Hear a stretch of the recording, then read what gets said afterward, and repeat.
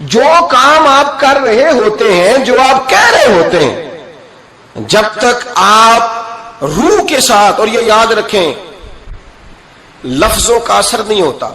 اقبال سے کہا کسی نے کہ یار میں بڑی تقریریں سنتا ہوں، فلانے کی بھی فلانے کی بھی فلانے کی بھی، سمجھ نہیں آتی. تو اقبال کہنے لگے جا کسی درد دل والے کے پاس جا کے بیٹھ، اور اس کے پاس جا کے بیٹھ جو تیرے سامنے لفظوں کا ہیر پھیر نہ کرے بلکہ اپنے اندر کا درد نکال کے تیرے آگے رکھے، جملوں کی کمی بیشی نہ کرے، الفاظ کا اتار چڑھاؤ نہ کرے، نعرے لگانے کے لیے اور نوٹوں کی جو ہے وہ واٹ کے لیے بات نہ کرے، بلکہ وہ ہم تو جائز ناجائز بھی نہ دیکھتے، چلتا رہتا ہے سارا کچھ ہی. جا. اور پھر اقبال نے ایک فقرہ کہا جو بڑا خوبصورت ہے. اقبال کہنے لگے بات جو دل سے نکلتی ہے اثر رکھتی، بات جو دل سے نکلتی ہے اثر.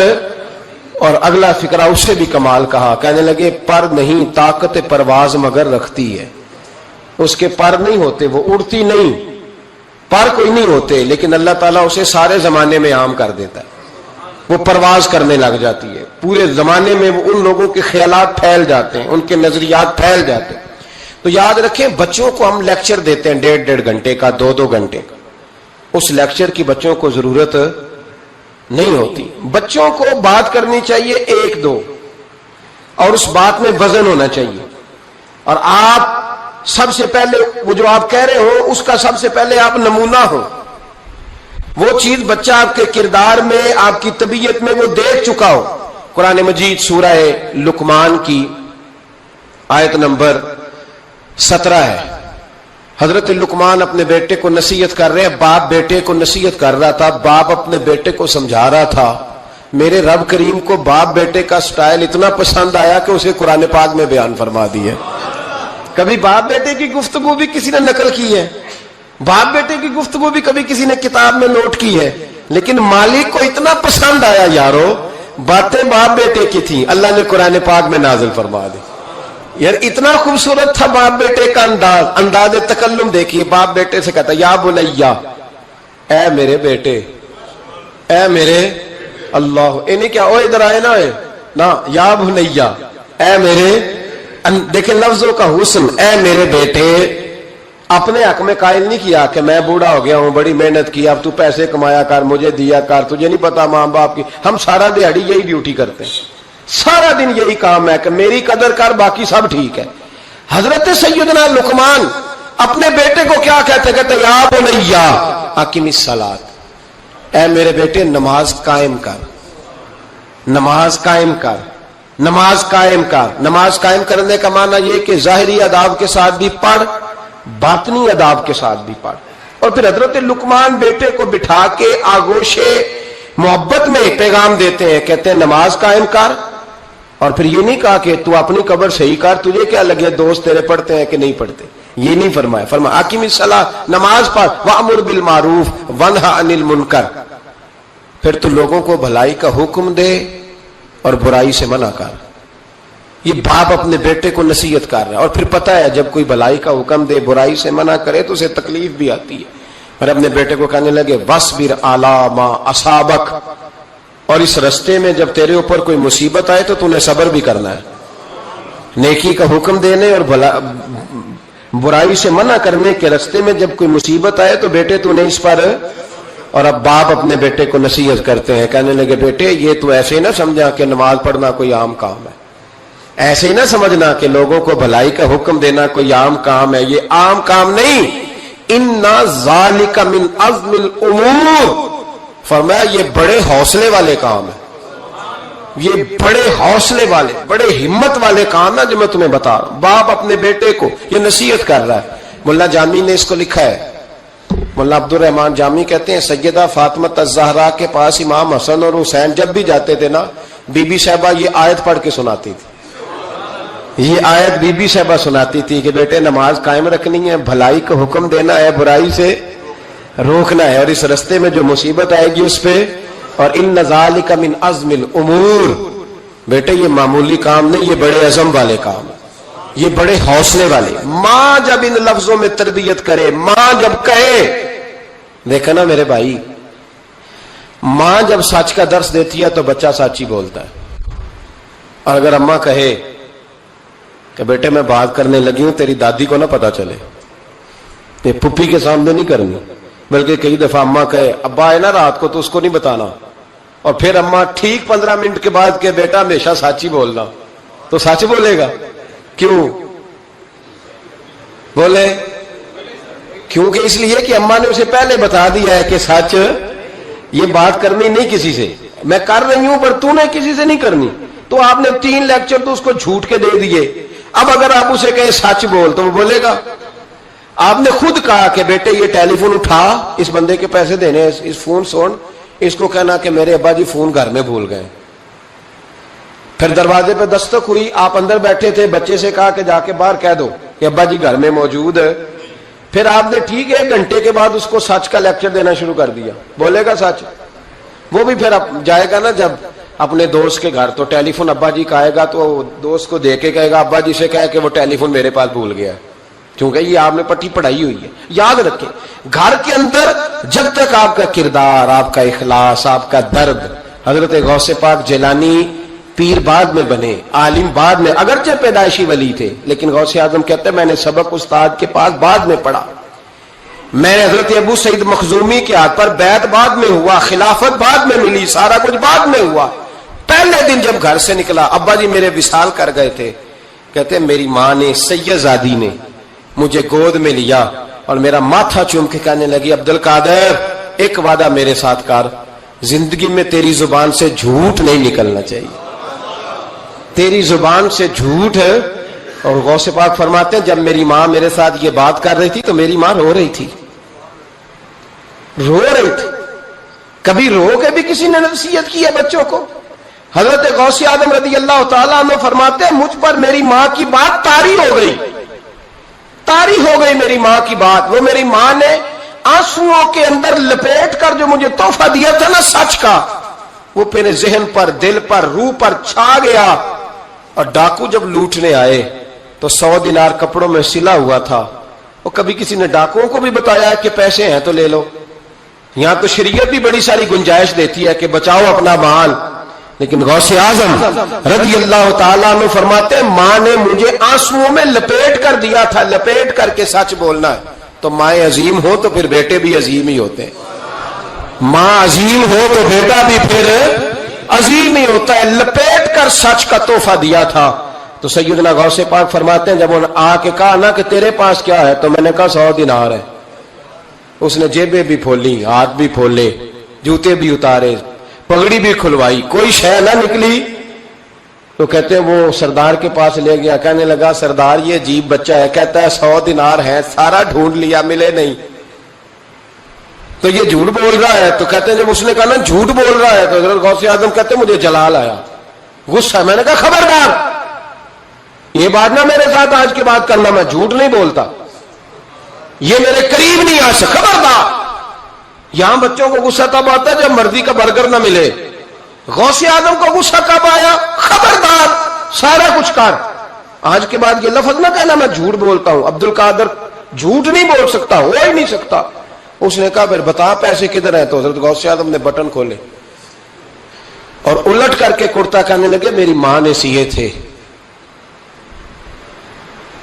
12 سال کے غوث پاک، ایک روایت ہے 14 سال، یہ ہم لوگ اس کو کہانی سمجھتے ہیں، کہانی نہیں بھائی، یہ واقعہ اگر تیرے میرے سامنے ہو تو اللہ کی عزت کی قسم کھاتا ہوں میں اور آپ بھی توبہ کر دیں، کیونکہ وہ واقعہ نہیں ہو رہا تھا، وہ کیفیات تھی، وہ طاری تھا سارا کچھ اس وقت۔ غوث اعظم رضی اللہ تعالیٰ عنہ کا یہ پیسے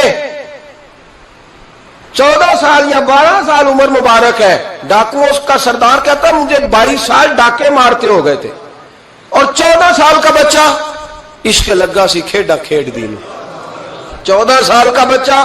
غوث اعظم نے پلٹ کے دکھا یہ پیسے، تو وہ ڈاکوؤں کا سردار کہتا ہے کہ پتہ نہیں مجھے کیا ہوا کہ بچے کے جذبات کس طرح کے ہیں، افکار کس طرح کے ہیں، خیالات کس طرح، کہتا کہ کہاں جا رہے ہو؟ کہا میں علم سیکھنے بغداد جا رہا ہوں۔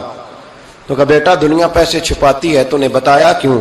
تو حضرت غوث اعظم نے پیسے اتار کے پھینکے، کہنے لگے پیسے تو رکھ، میں اس لیے بتا رہا ہوں کہ ماں سے وعدہ کر کے آیا ہوں کہ سچ بولوں گا، لے پیسے تجھے دے رہا ہوں۔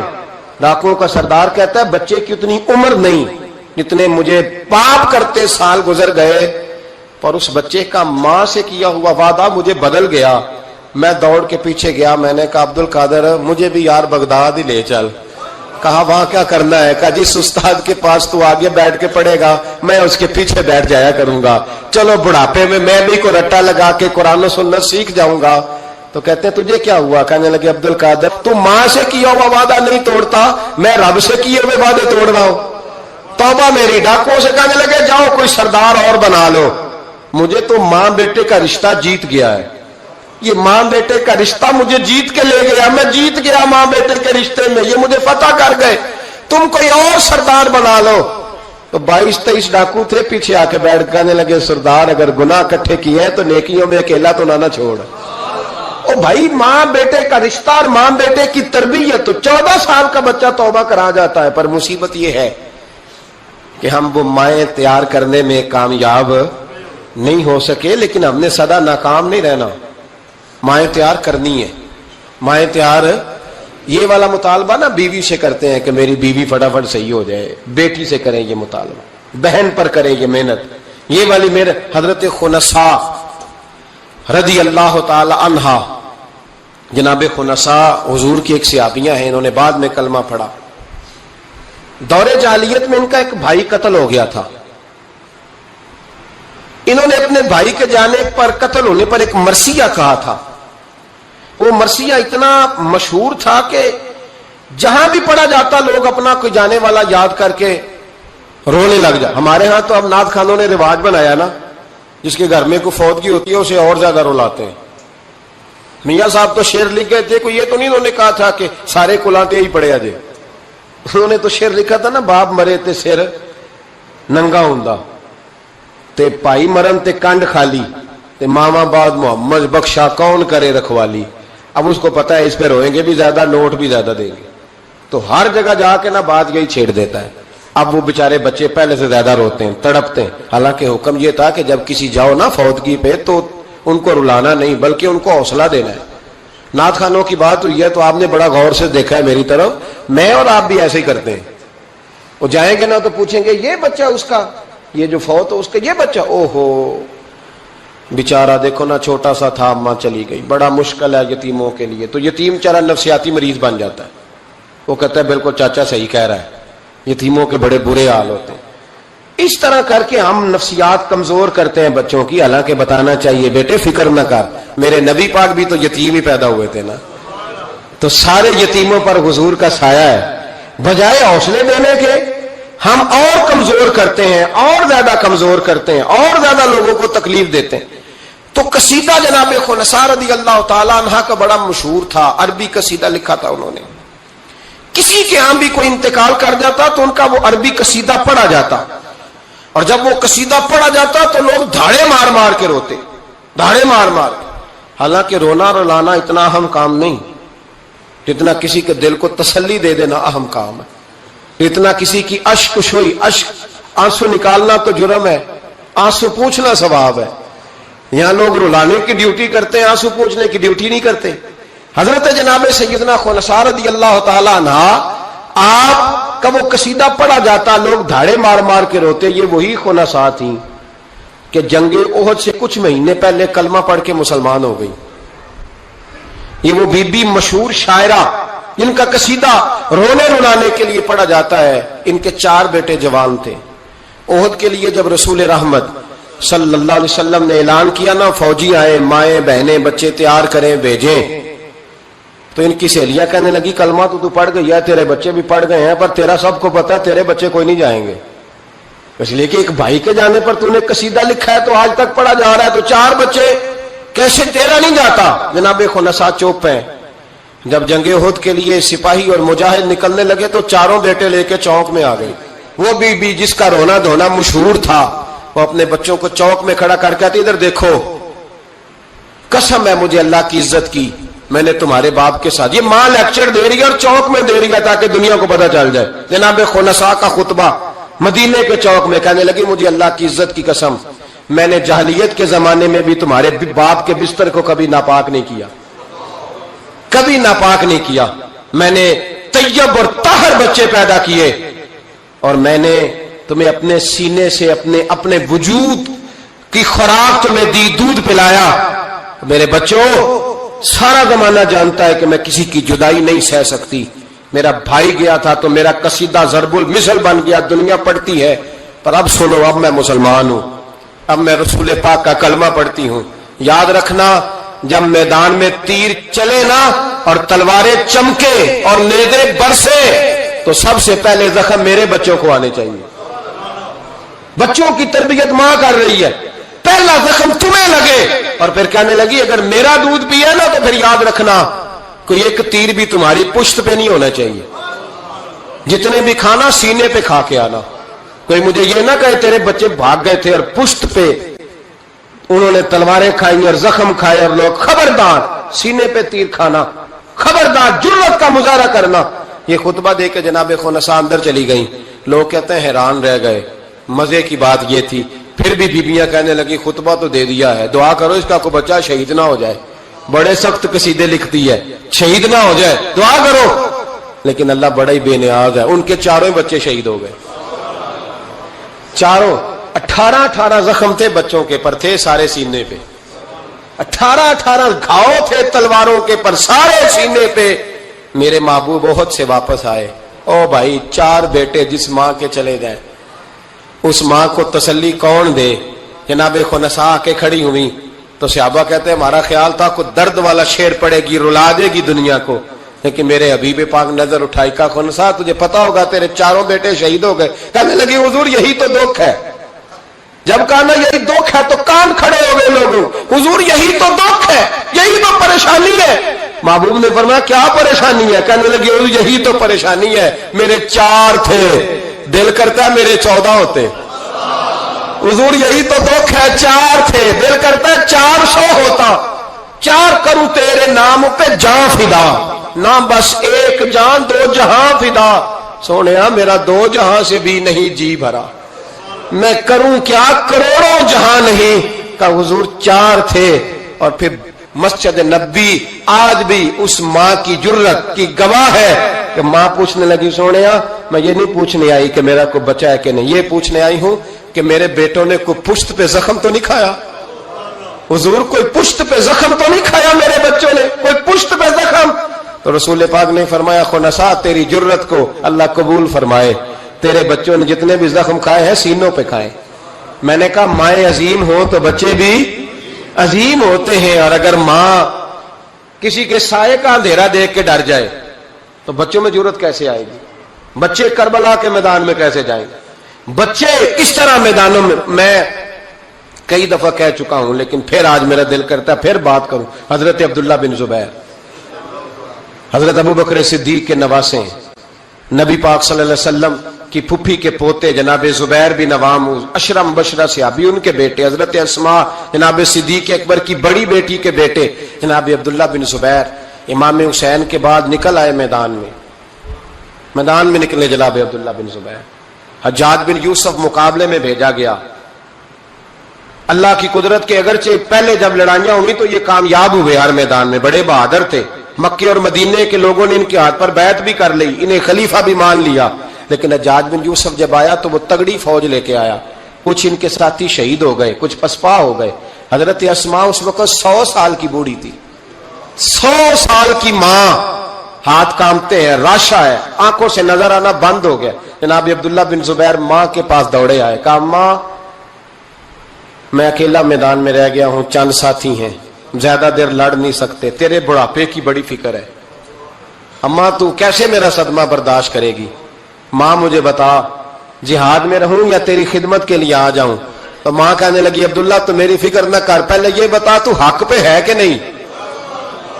ماں کا جملہ کہتے رانائی اور ولولہ اور جہاد کا جذبہ لکھا، پہلے بتا سچا ہے کہ جھوٹا. جناب عبداللہ بن زبیر کہنے لگے ماں مجھے مصطفیٰ کریم کی نبوت کی قسم، اللہ کی عزت کی قسم بالکل سچا ہوں. تو کہا بیٹے پھر میدان میں رہنا، چھوڑ کے نہ آنا. کوئی مجھے تانا نہ دے کہ میں بزدل کی ماں ہوں، دیکھ مجھے تانے سے بچانا. کوئی یہ نہ کہ بزدل کی ماں، میدان میں رہنا، میدان میں.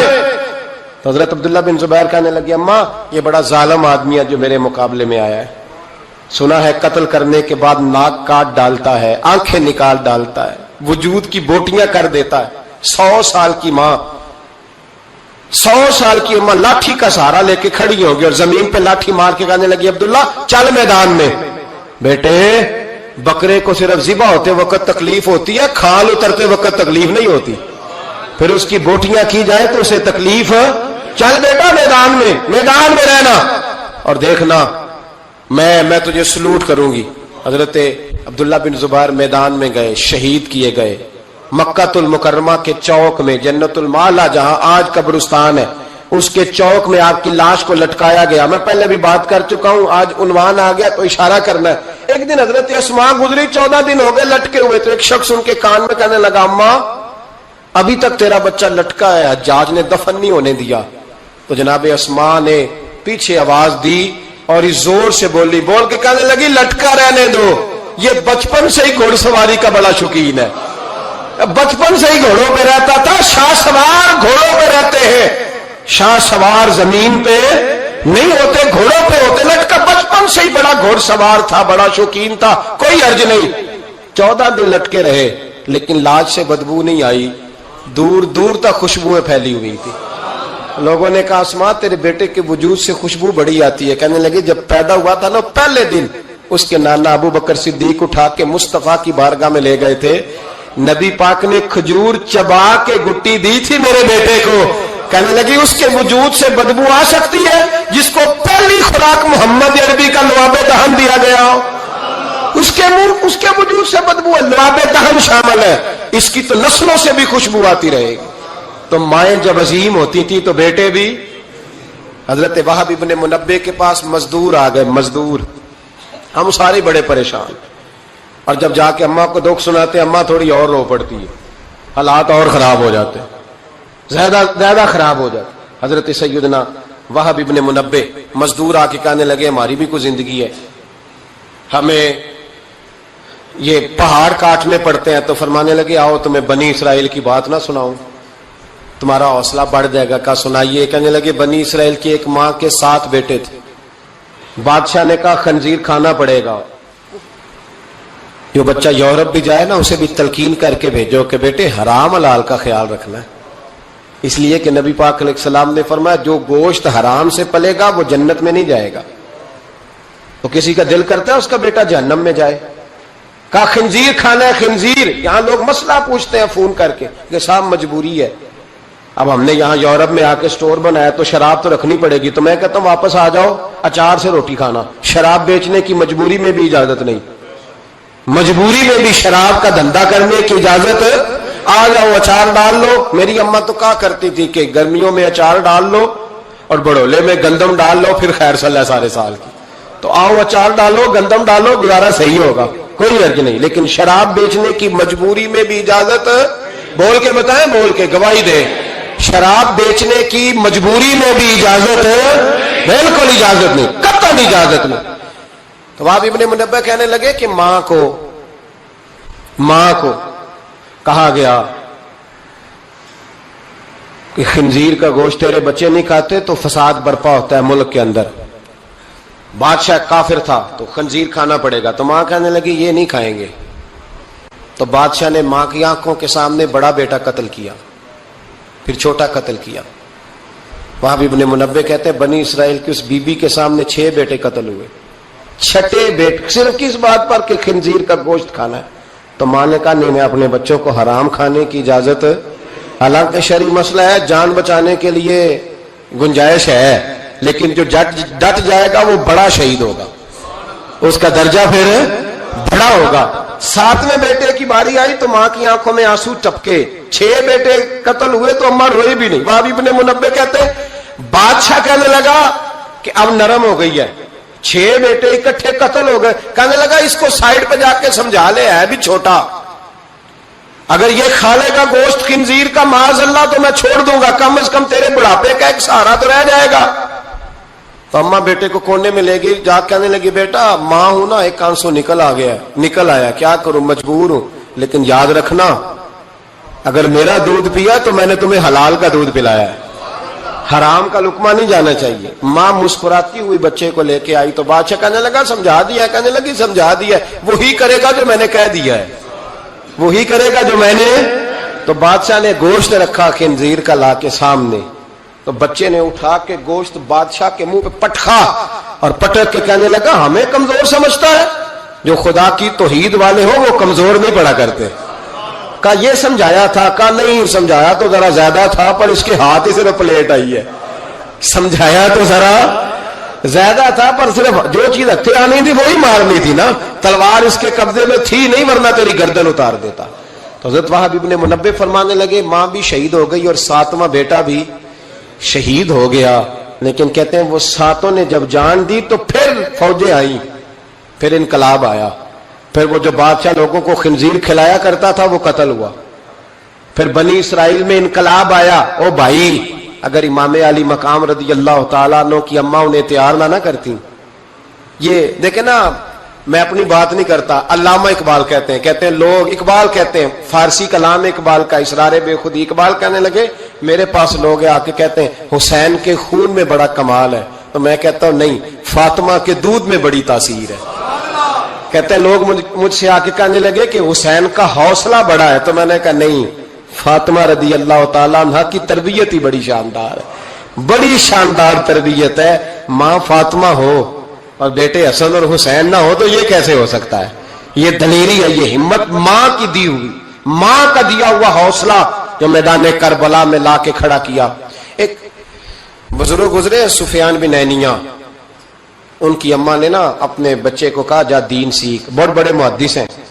کہتے میں غریب تھا, میری ماں نے جب استاد کے پاس بھیجا تو کہنے لگے بیٹے اپنے استاد سے نا سبق بعد میں پڑھنا, استاد کی نوکری پہلے کرنا اور دیکھنا خدمت کرنا. ہمارے استاد تھے, بزرگ تھے, سید مراتب علی شاہ صاحب, حضرت محدث اعظم پاکستان مولانا سردار احمد صاحب رحمۃ اللہ علیہ کے وہ شاگرد تھے. اب تو ہر بچے کو شکایت ہے نا استاد کام بڑا کراتے ہیں. جی مجھے کل بھی انہوں نے بھیجا تھا, 2 فوٹو کاپیاں کرا کے لے آؤں, اسکول سے گیا تھا میں, موٹر سائیکل پہ گیا, 2 فوٹو کاپیاں پوری کرائی ہیں مجھ سے, حالانکہ پیسے بھی انہوں نے دیے, پھر بھی بڑا کام کراتے ہیں, استاد کے پاس نہیں پڑھنا. سید مراتب شاہ صاحب فرماتے ہیں کہ میں چھٹی آیا, چھٹیاں ہوتی تھی شعبان میں, تو میرے والد سید غلام حسین شاہ صاحب رحمۃ اللہ تعالیٰ لے کہنے لگے مراتب علی آ گئے ہو؟ میں نے کہا حضور مدرسے میں چھٹیاں ہو گئی. تو کہنے لگے تیرے استاد کو بھی چھٹیاں ہو گئی ہیں؟ کہا نہیں حضور وہ تو گھر ہی ہیں. تو کہنے لگے سارے شاگرد آ گئے؟ کہا ہاں. کہنے لگے بیٹے تو واپس جا کے ان کی خدمت کر, ان کی ڈیوٹی کر, اس لیے کہ تو ان کی ڈیوٹی کرے گا نا تو جو دعا تجھے وہ ملے گی نا, وہ دعا تیرے علم کو تیرے حق میں نفع بخش کر دے گی.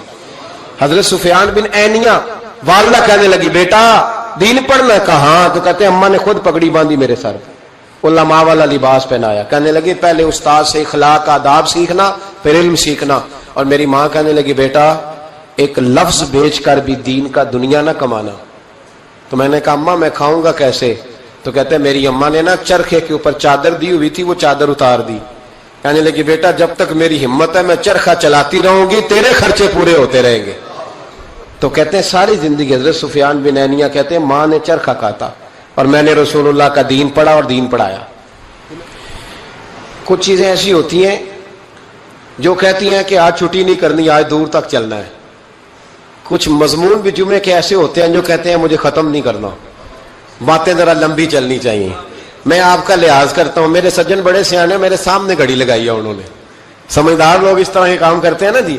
ایک دن میں نے یہ بھی دیکھا کہ اس گھڑی میں اور اس گھڑی میں تھوڑا فرق ہے, وہ 2-3 منٹ آگے ہے. کبھی کبھی یہ پیار کے ساتھ نا معاملات ہوتے رہتے ہیں, لیکن الحمدللہ یہ واحد مسجد ہے جس میں کوئی بندہ گھڑی نہیں دکھاتا.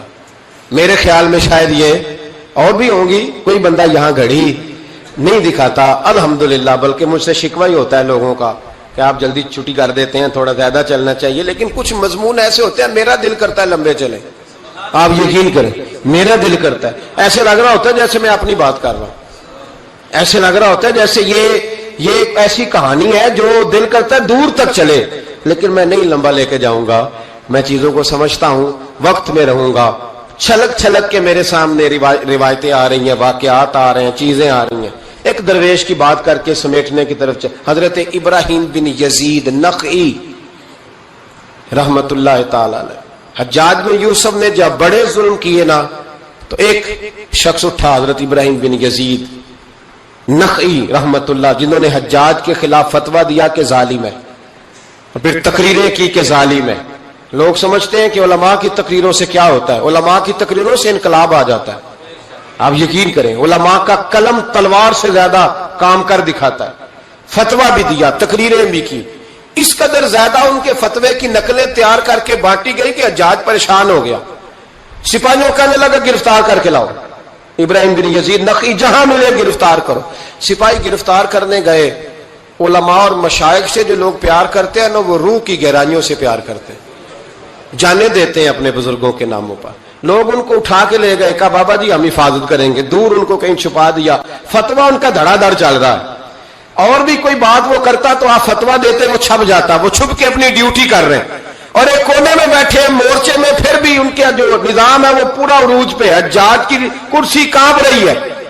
حجاج نے ایک دن بلایا، کہنے لگا جو سپاہی ان کو گرفتار کرے گا نا، ایک سپاہی کو 1,500 دینار دوں گا، اس کو مکان دوں گا، جائیدادیں دوں گا، 1,500 ماہانہ اس کو تنخواہ ملے گی ساری زندگی، گرفتار کرو۔ اب وہ سپاہی گلیوں میں گھومنے لگے، کسی طریقے بابا پکڑا جائے، لیکن نہ پکڑے گئے۔ ایک دن ایک بزرگ تھے، ان کا نام بھی ابراہیم بن یزید تھا، لیکن وہ ابراہیم بن یزید نخعی تھے، یہ ابراہیم بن یزید تیمی تھے، یہ علاقہ تیم کے رہنے والے، عمر بھی تقریباً ایک جیسی تھی، محلہ بھی ایک تھا۔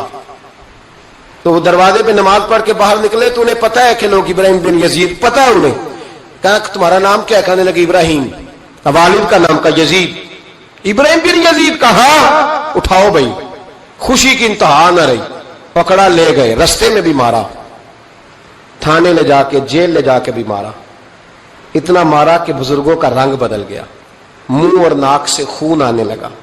جا کے حجاج کو کہا تیرا مجرم ابراہیم بن یزید پکڑا گیا۔ حجاج نے بڑے انعامات دیے، تنخواہیں ہمیشہ کے لیے لگ گئیں، پلاٹ نام ہو گئے۔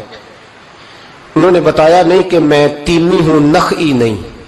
مار کھاتے رہے، جیل میں رہے۔ اب فوجیں چپ کر کے بیٹھ گئیں، ان کا جو فتویٰ تھا وہ زیادہ پھیلنے لگ گیا، کیونکہ اب ان کی تلاش ختم ہو گئی، خطرہ ختم ہو گیا، کام وہ زیادہ کرنے لگ گئے۔ یہاں یہ گرفتار ہو گئے، حالات بڑے کٹھن ہوئے۔ کچھ علاقوں میں کچھ جیلیں سخت ہوتی ہیں۔ حجاج بن یوسف نے دماس نام کی جیل بنائی ہوئی، اس جیل میں جناب ابراہیم بن یزید تیمی کو ڈال دیا۔ آپ کی عمر 60 سال تھی، ماں کی عمر 90 سال تھی۔ ماں بیٹا ڈھونڈنے لگی، ڈھونڈتے ڈھونڈتے ڈھونڈتے ڈھونڈتے کسی نے بتایا کہ وہ ابراہیم نخعی کے دھوکے میں تیرے بیٹے کو لے گئے۔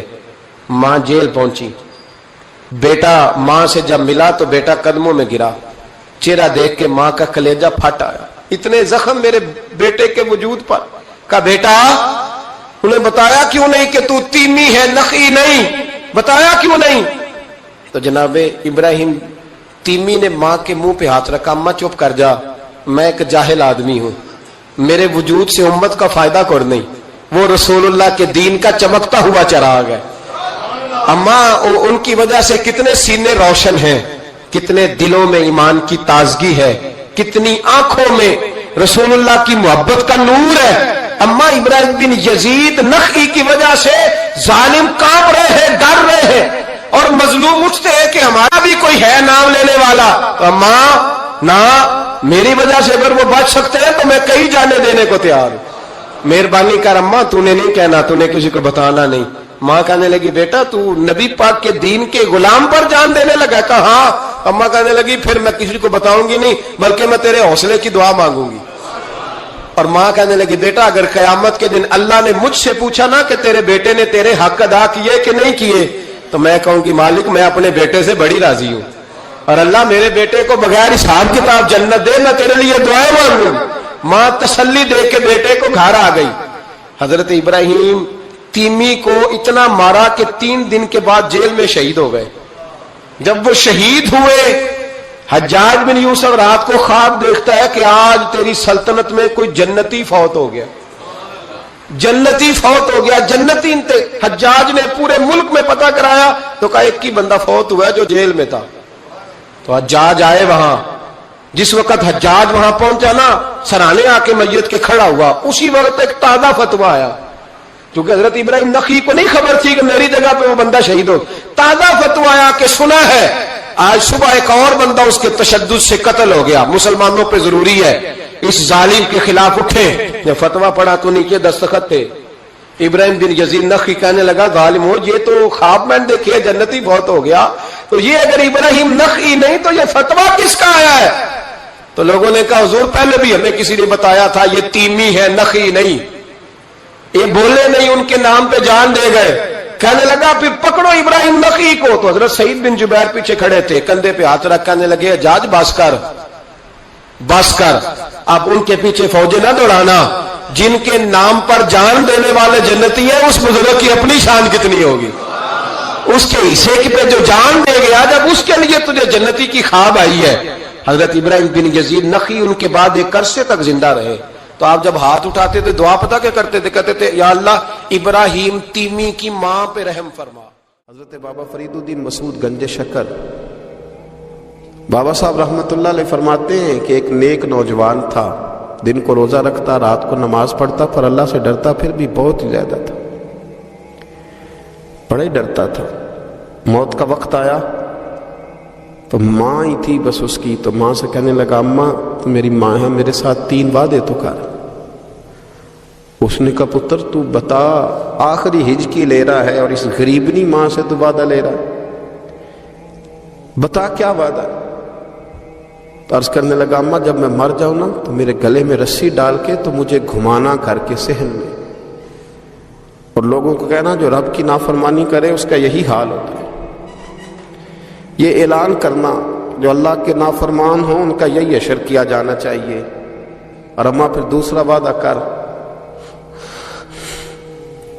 میرا رات کو جنازہ اٹھایا جائے, میں نہیں چاہتا کہ کسی کے منہ سے یہ لفظ نکل جائیں کہ وہ دیکھو اللہ کا نافرمان جا رہا ہے, رات کو میرا جنازہ اٹھانا. اور اماں تیسرا میرے ساتھ وعدہ کر کہ لوگ مجھے دفن کر کے آ جائیں گے تو میری قبر پہ چلی جائے گی, عمل میرے پاس کوئی نہیں, پر مجھے لگتا ہے ماں کے قدموں کی برکت سے عرش کا مالک بھی رحم فرمائے گا. اماں تو وعدہ کر, میرے ساتھ وعدہ کر. بابا صاحب رحمۃ اللہ علیہ فرمانے لگے کہ ماں بوڑھی ماں نے وعدہ کر لیا. کہا بیٹے ٹھیک ہے, اگر تیری یہی ضد ہے تو میں تیار ہوں. پھر اس نے کلمہ شہادت پڑھا, اس نوجوان کی روح پرواز کر گئی.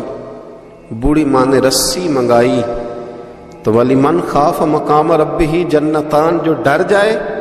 اس نے تو کہا تھا نا کہ رسی ڈال کے گھمانا اور کہنا یہ اللہ کا نافرمان ہے, اس کا یہی اشر ہونا چاہیے تھا. لیکن جب ماں گلے میں رسی ڈالنے لگی تو گھر کے ہر کونے سے آواز آنے لگی, خبردار یہ رب کا دوست ہے, اللہ کے دوستوں کے ساتھ اس طرح کا معاملہ نہ کیا جائے, اسے چھوڑ دیا جائے. اور کہا تمہیں کچھ بھی اور کرنے کی ضرورت نہیں ہے, یہ تو رب کا دوست ہے اور رب کی بارگاہ میں حاضر ہو گیا.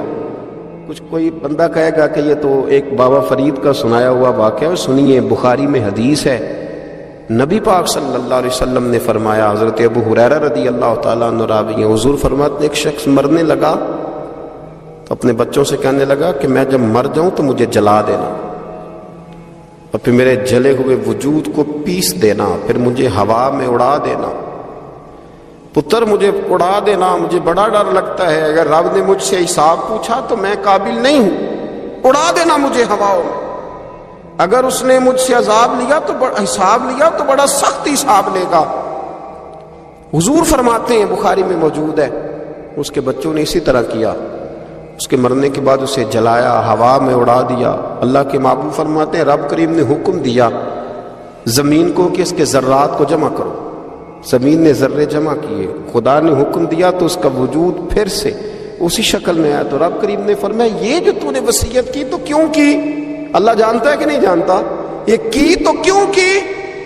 تو رو پڑا, کہنے لگا اللہ میرے اندر تو طاقت نہیں تھی تیرے سامنے کھڑا ہو کے حساب دے سکوں, تجھے منانے کے لیے تیرے خوف سے ڈر گیا, میں ڈر گیا. اگرچہ ہمارے بزرگوں نے لکھا ہے کہ آج یہ وصیت کرنا اس رنگ میں, یہ طرز اختیار کرنا درست نہیں, لیکن آپ غور فرمائیے کہ نبی پاک علیہ السلام فرماتے ہیں جب اس نے کہا نا اللہ تجھ سے ڈر کے یہ کیا,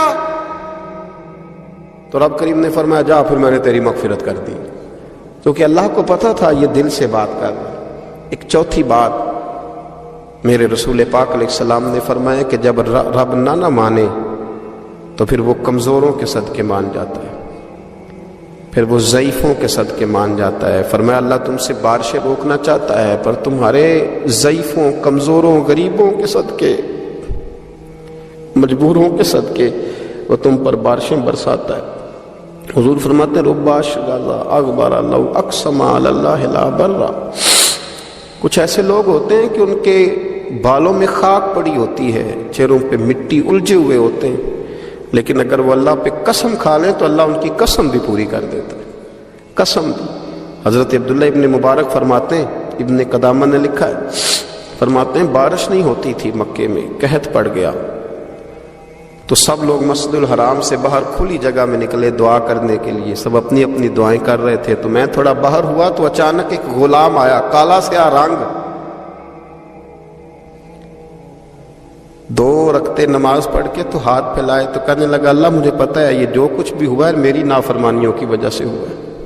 تو ناراض ہو گیا نا، تو نے بارش روک لی، تو ناراض ہو گیا نا، ہمیں سبق سکھانا چاہتا ہے نا، یہ کسی اور کی وجہ سے نہیں، یہ صرف میری نافرمانیوں کی وجہ سے ہوا۔ اللہ رحم فرما، تیرے بندے تھوڑی سی بھی سختی برداشت کرنے کی طاقت نہیں رکھتے، کمزور ہیں، ڈر جاتے، غلام ہے، دعائیں مانگ رہا۔ حضرت عبداللہ ابن مبارک فرماتے ہیں اس نے چہرے پہ ہاتھ پھیرے تو کالی گھٹائیں چھا گئیں، بارش ہونے لگی۔ میں اس کے پیچھے گیا، اس کا گھر ڈھونڈ آیا، تعقب کیا، پیچھا کیا، گھر میں نے تلاش کر لیا، اور گھر کو تلاش کر کے جب میں واپس آیا تو میں نے حضرت فضیل بن عیاض سے ذکر کیا تو کہنے لگے کسی طریقے سے اسے حاصل کرو۔ فرماتے ہیں میں اس کے گھر گیا، اس کے مالک نے مجھے دیکھا تو کہا عبداللہ ابن مبارک میرے گھر، اتنے بڑے ولی، اتنے بڑے درویش، اتنے بڑے محدث۔ میں نے کہا تیرا غلام چاہیے۔ اس نے کئی غلام دکھائے، میں نے کہا نہیں یہ نہیں۔ اس نے کہا یہ بڑے بڑے اچھے ہیں، کوئی سے بھی آپ لے لیں، خرید لیں۔ میں نے کہا نہیں۔ پھر وہ لاغر صاحب، وہ کمزور صاحب، وہ ضعیف سا نکل کر کے آیا۔ میں نے کہا یہ مجھے دے دو، تو کہنے لگا یہ تو بیچارہ بے ضرر سا آدمی ہے، کیا لے کے کریں گے؟ میں نے کہا نہیں مجھے یہی چاہیے۔ میں اس کو ساتھ لے کے چلا تو رستے میں پوچھنے لگا کہ میرے اندر تو کوئی ایسی بات نہیں تھی، مجھے کیوں خریدا؟ آپ مجھ سے کیا خدمت لیں گے؟ تو عبداللہ ابن مبارک فرمانے لگے میں نے کہا کوئی خدمت بھی نہیں لوں گا، مکان بناؤں گا، میں تیری خدمت کروں گا، میں تیرا اور تیرے رب کا رشتہ دیکھ چکا ہوں، میں تیرا اپنے مالک کے ساتھ جو تعلق ہے اسے دیکھ چکا ہوں۔ کہتے میں نے یہ لفظ کہے تو مجھے کہنے لگا 2 رکعتیں پڑھ لوں، اب مجھے لے جانا پر 2 رکعتیں پڑھ لوں۔ کہتے میں نے کہا پڑھ لو۔ تو 2 رکعتیں پڑھنے کے بعد میری طرف دیکھ کے کہنے لگا آقا مجھے اپنا حق معاف کر دینا، میں خدمت نہیں کر سکا۔ پھر کہنے لگا اللہ راز تو کھل گیا، اے اللہ راز تو کھل گیا، اللہ تیرا میرا معاملہ تھا، راز تو کھل گیا، راز تو کھل گیا، اللہ راز تو کھل گیا۔ میں سراپا مخزن راز تھا، میں رہا تھا مدت و راز میں، یہ تو تیرا شوق دید کشا کشا مجھے کھینچ لایا مجاز میں، اللہ راز کھل گیا۔ یہ لفظ کہتے کہتے کہتے کہتے اس شخص نے کلمہ پڑھا، اس کی روح پرواز کر گئی، اس کی روح ہی پرواز کر گئی۔ تو کبھی ان کمزوروں کے ذریعے بھی اللہ کو منایا جا سکتا ہے، تو رب کو منانے کی کوشش کریں، اس کے حضور عجز کی کوشش کریں۔ ہر آدمی اپنے گھر میں بیٹھ کر، اپنے مصلے پہ بیٹھ کر، تنہائی میں بیٹھ کر اس سے کہے، اور یاد رکھنا وہ بڑا کریم ہے اور وہ بڑا قدیر ہے، بڑا قادر ہے، 1 منٹ لگاتا ہے اور ہر چیز اس کے کرم میں نہا جایا کرتی ہے، اس کے فضل میں ہر چیز نہا جاتی ہے۔ بوڑھے بھی دعائیں کریں، مائیں بھی دعائیں کریں، اور بچے بھی دعائیں کریں۔ آج دعاؤں کی رات ہے، کھل کر دعا کریں کہ اللہ ہمارے حال پہ رحم فرمائے، اللہ ہمیں سمجھنے کی بھی توفیق عطا فرمائے۔ اللہم صلی علی سیدنا ربنا ظلمنا انفسنا وَإِن لَّمْ تَغْفِرْ لَنَا وَتَرْحَمْنَا لَنَكُونَنَّ مِنَ الْخَاسِرِينَ اللهم أعني على ذكرك وشكرك وحسن عبادتك ربنا اغفر لي ولوالدي وللمؤمنين يوم يقوم الحساب اللهم أعني على ذكرك وشكرك وحسن عبادتك ربنا اغفر لي ولوالدي وللمؤمنين يوم يقوم الحساب۔ اے مالک کریم، آج 15 شعبان المعظم کی عزت والی رات ہے، کرم اور برکت والی رات ہے۔ تیرے پیارے حبیب صلی اللہ علیہ وسلم نے ہمیں فرمایا ہے کہ آج کی رات تم کرم مانگو گے تو اللہ تمہیں عطا فرمائے گا، رزق مانگو گے تو عطا کرے گا، بخشش مانگو گے تو عطا فرمائے گا، تم اس سے جس چیز کا سوال کرو گے وہ تمہیں دے گا۔ اے مالک کریم، تیرے عاجز بندے ہیں، جب دنیا سے تھک جاتے ہیں، کمزور پڑ جاتے ہیں، جب ہمارا عجز ہم پر غالب آ جاتا ہے، جب ہماری کمزوریاں ہمارے سامنے واضح ہو جاتی ہیں، تو پھر تیرے حضور حاضر ہو جاتے ہیں۔ اللہ، تیرے بھٹکے ہوئے اور بھاگے ہوئے غلام تیری بارگاہ میں حاضر ہو گئے۔ ہمارے گناہوں کو معاف فرما، ہمارے گناہوں کو معاف فرما، ہمارے گناہوں کو معاف فرما، جو چھپ کر کیے وہ معاف فرما۔ اے اللہ، جو ظاہر ہو گئے وہ بھی معاف فرما۔ اے مالک کریم، جو ہم سے بھول کر ہو گئے وہ بھی معاف فرما، جو ہم نے جانتے بوجھتے شعور رکھتے ہوئے کیے وہ بھی معاف فرما۔ ہم سے درگزر فرما، ہمارے حال پہ رحم فرما۔ اے اللہ، کرم نوازی فرما۔ اے مالک کریم، بہت سارے لوگ باشعور ہیں لیکن بے شعوری کی زندگی گزار رہے ہیں، جانتے بوجھتے بے عملی کا وقت بتا رہے ہیں۔ اللہ، ہمارے لیے عمل کا رستہ آسان بنا دے۔ اے اللہ، بتانے والے بڑے، سمجھانے والے بڑے، عمل کرنے والے تھوڑے رہتے جا رہے۔ اللہ